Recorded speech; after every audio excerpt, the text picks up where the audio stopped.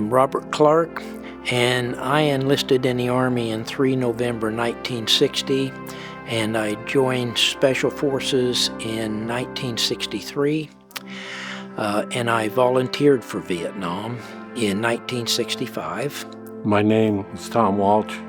I served in the 101st Airborne in Vietnam, Charlie Company, 1st to the 501st. I'm George W. Blake. While in Vietnam, I served with the 84th Engineers as a water purification specialist.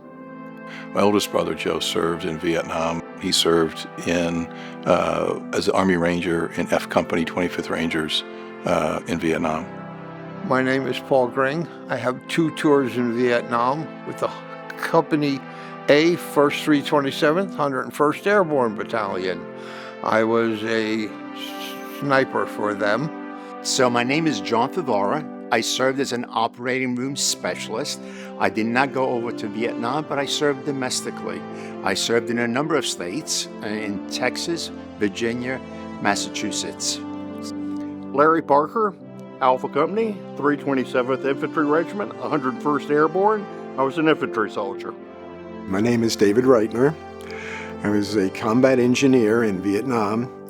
I was a power generation specialist. I ran the 100 kW generator, which powered our company. My name is Dave Jensen, and I served 2 tours in Vietnam. My job in Vietnam was as the communications supervisor in 2 different A camps in the Central Highlands of Vietnam. Both A camps were along the Cambodian border, and our primary mission was to check infiltration routes into South Vietnam from Cambodia and to do clear and destroy missions within our area of operations. I began as a helicopter pilot in a unit in the Saigon region and then moved out to the Delta, took command of a signal company. Joe was a M60 machine gunner. That's a heavy machine gun. And with the Army Ranger, they were out on a long-range patrol. He was severely injured. That rendered him paraplegic for the rest of his life. A typical day in Vietnam was getting up around about 4 a.m. in the morning, going out to my job site, either preparing my equipment, so make sure everything was operating properly. And if I wasn't doing that, be prepared to go on guard duty or on patrols at that time. You patrolled, you got up, you moved up these mountains, you cut trail. I wasn't your regular G.I. Joe over there, okay? I was the sneaky Pete, all right? I wasn't a tunnel rat. Believe me, I'm too big for that. But we did a lot of sneaking around in places that we weren't sneaking around in. A typical day in the service for me was getting up early in the morning, going to the operating room, looking at the schedules, the operating procedures for that day, who the physicians were, what we were going to have to do for the procedures, how do we prepare. In Vietnam, I was an infantry soldier. I had volunteered to go and become an infantry soldier, and I became a paratrooper at Fort Benning. And then I went through long-range reconnaissance school, and we became what we call LRPs, long-range reconnaissance patrols. My time there was always fear, because even though I was in a base camp, most of the time, you were always vulnerable to rocket attacks and mortar attacks. And those fears were always there. I mean, it bothered me. We had 2 men in my first month or 2 who committed suicide because they couldn't take the constant shelling, the conflict that was going on.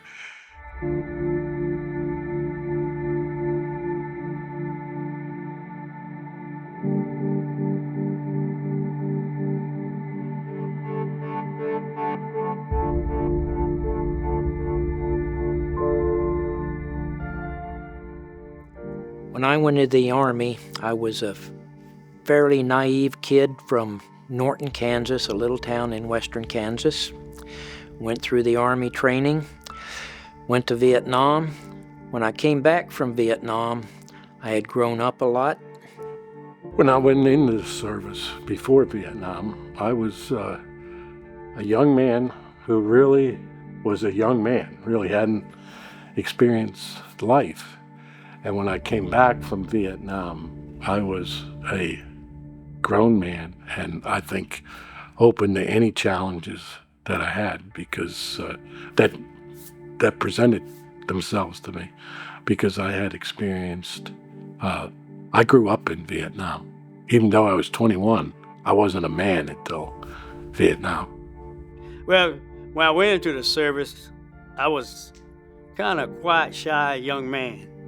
When I came back from Vietnam, I was more open, and I say, just a little bit more outgoing than when I came back from Vietnam. So When Joe would come home on leave, he was very enthusiastic. He was positive and energetic. And after he deployed to Vietnam, the next time I saw Joe, he was lying in Walter Reed in a striker frame, paralyzed. And that was a pretty different person. When I first went into the service, I was kind of naive at what's going on around the world. I didn't pay much attention to anything, you know.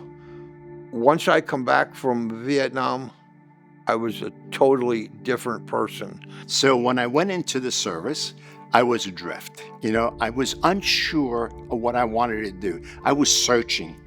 When I came out of the service, I was disciplined. I was focused. As I went in, I was a very much patriotic kid and felt like I really was gung-ho and was going to do something for the United States. I enlisted at the age of 18 in a couple of days. Went right out of high school and joined the Army. I think the biggest adjustment coming back was back to my family. I had married and had one son by that point in time, and my wife had run the home all by herself for a year. I had to come back in, and we had to reestablish a two-person household. Before I went into the service, I was kind of focused on education, and I had my girlfriend who became my wife, and we were focused on a life together. And when I came back, yes, I was a changed person. I saw things that you don't want to see, did things that I didn't want to do, and it changed me, but it gave me a perspective on life that you have to live every day.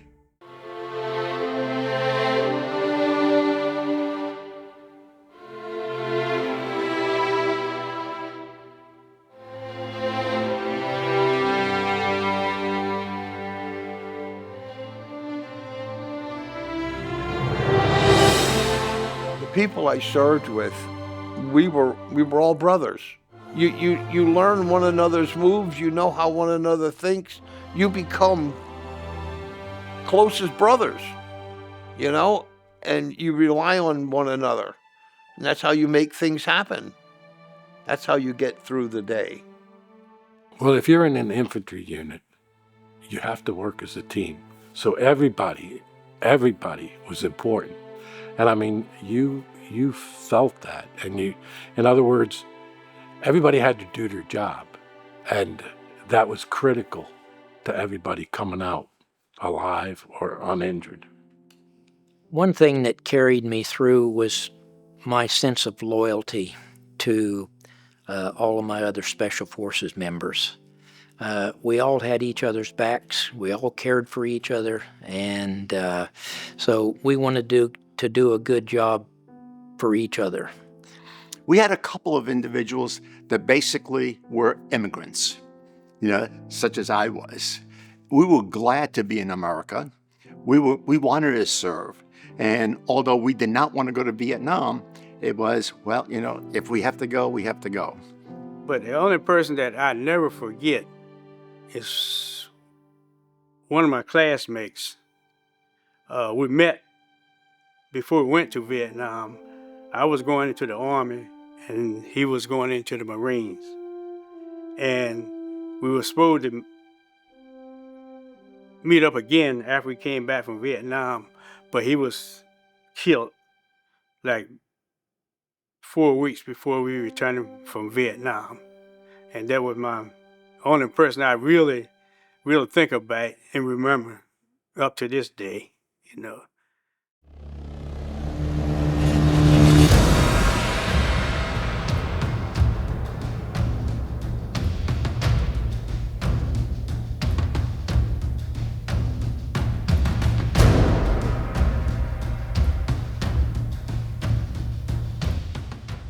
Some of the sounds and smells that I have in my time in Vietnam, number one was the gunpowder. With all of the firing, you could always smell the gunpowder. The other one was the nuc mam.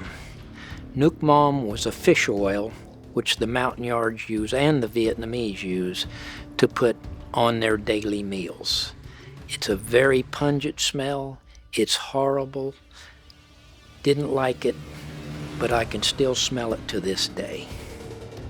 You had incoming rounds, which would explode in your camp around you. I had the hut next to me blown up, and we had the South Vietnamese artillery unit on the hillside next to me, and they would fire over us all the time. We landed at Benoit, the first tour. We landed there and got off the airplane. It was hotter than the gates of hell. It was awful, just depressing. And the smells in the air were incredible. We were always in the heat and always dealing with mountains or the hills, up and down hills. The only thing I can say is getting off the plane in the stifling heat and the air, it was amazing. I mean, and the smells of fish oils and I can't even describe it. It was such the oddest smell that I ever had. Diesel, gasoline, sweat. The aircraft, the aviation smell, the helicopters flying, the aircraft flying, those things gave me a tremendous, flashback. And that was years later, when I was doing my job. Oh, those damn lizards. Those lizards used to talk. I mean, oh yeah. And we called them, for lack of a better term, the FU lizards, because what it sounded like when they squawked. Huh? Yeah, remember the lizards the most.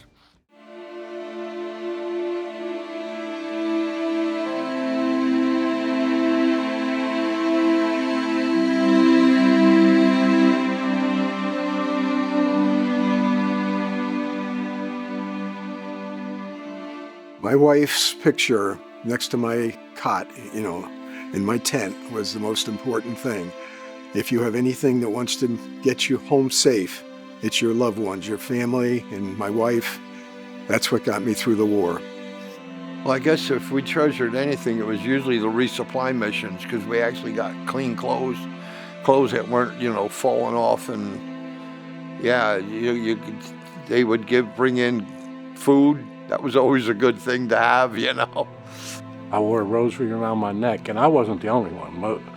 Most of the guys did, but I said a rosary every day, and sometimes more than that. It was a plastic rosary because they gave them out, but I still have it. It was a cross that was given to me by my grandmother before I left to Vietnam and when I returned to Vietnam.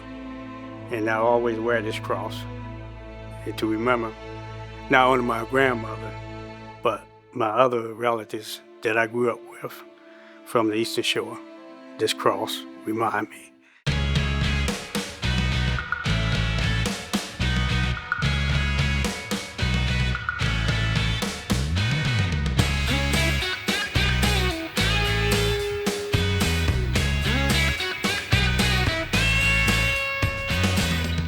When I left to go to Vietnam, everything was, I wore a suit to go to college.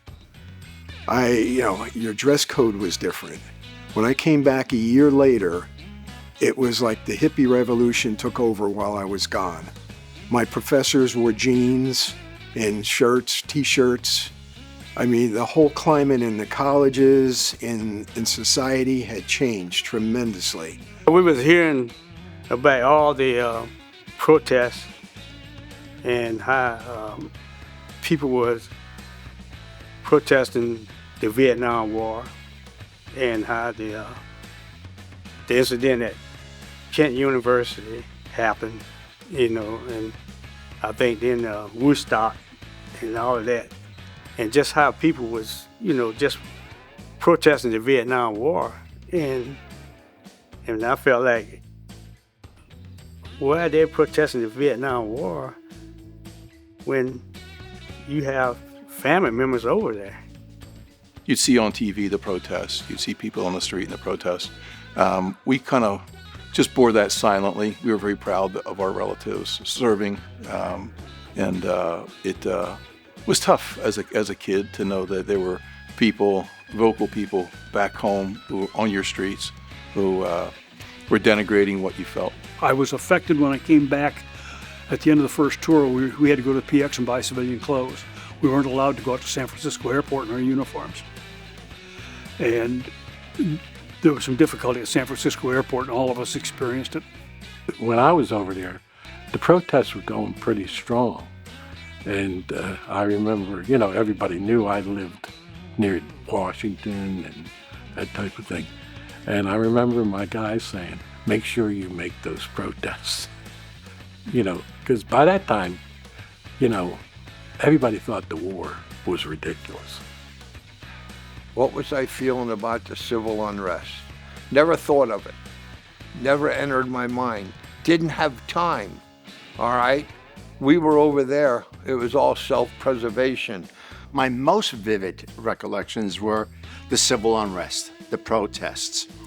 I remember as wearing a uniform and being spat upon, you know, being looked at with disdain, you know, being the protesters calling us names, you know, a lot of those of us who were wearing the uniform at the time, baby killers, you know. So it was a very difficult time.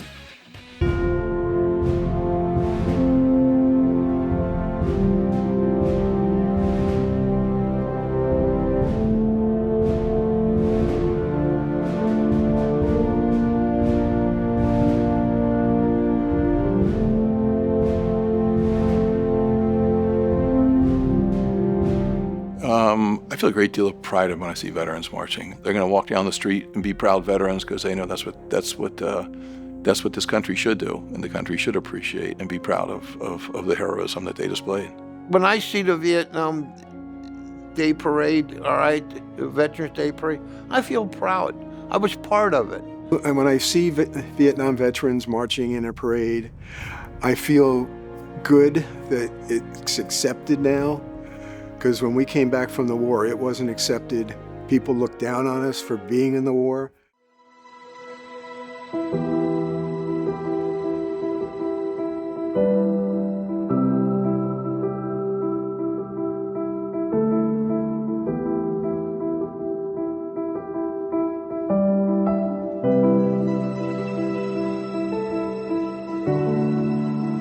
The wall, I went there once. And it was a very solemn experience, you know, and you're looking at a wall with a lot of names on it, and I was doing pretty good. My son took me there, and all of a sudden, I found personal names that I knew, and it brought back a lot of memories. I didn't really appreciate what it would mean, you know, a big black wall with names on it. But when you get there and you start going down there, especially if you're with a Vietnam vet, and just the magnitude of it all, and seeing and the names and the heavy granite, it's a pretty emotional experience to see. When I first went to the Vietnam Memorial in Washington, D.C., I was really taken aback because there was such a controversy on how the wall was supposed to be erected and memorialized for those veterans. But when I saw it, it really gave me a deep sense of satisfaction that we gave the Vietnam veteran a sense of what he did and purpose of why he was in Vietnam. Looking at that wall and just looking at all the names, I cried. I started crying. You know, it brought back a lot of those memories. Just seeing the names of those people who basically died, you know, maybe unnecessarily, you know, because, you know, the general feeling was that it was a bad war. So I cried, and I cried like a baby. I tell you, going down to that wall and seeing the names on that wall and recognize some of those names and recognize that those was people that you served with that never would return back home. Nobody said anything. So, it was just an emotional experience. I visited the Veterans Wall in Washington a number of times. Because I've got people that I served with, their names are on that wall.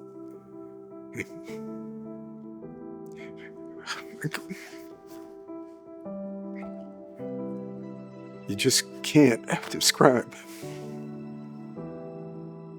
how that feels.